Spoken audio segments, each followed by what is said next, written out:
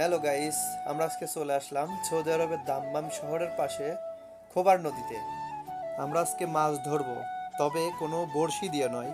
আমরা একটি বোতলের সাহায্যে কিছু রুটি বোতলের মধ্যে দিয়ে পানিতে ছুঁড়ে ফেলে দিই।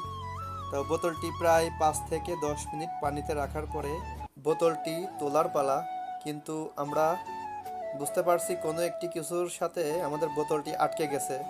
যাই হোক, অনেক টানাটানির পরে যখন বোতলটি উদ্ধার করতে পারছি না, তখন সিদ্ধান্ত নেই আমরা পানিতে নেমে যাব। যাই হোক, একটু দেরি করলাম না, এদিকে রেডি হয়ে গেলাম পানিতে নামার জন্য।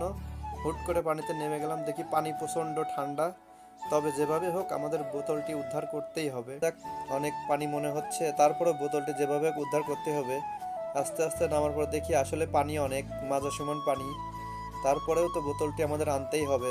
কিছু মাছ পাই কিনা সেটাও দেখা যাবে।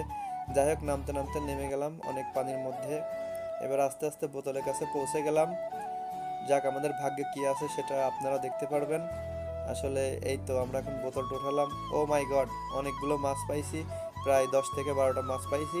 যাক, আমাদের কষ্টটা সফল হয়েছে। এখন আপনাদের মাছগুলো দেখাবো। তবে নিচে অনেক পাথর থাকার কারণে একটু হাঁটতে সমস্যা হচ্ছিল। যাই হোক, আমরা বোতলটা এখন পানি থেকে আস্তে আস্তে উপরের দিকে তুলবো। এই যে আপনারা দেখতে পাচ্ছেন, এর মধ্যে অনেকগুলো মাছ আছে, প্রায় 10 থেকে 12টা মাছ আছে।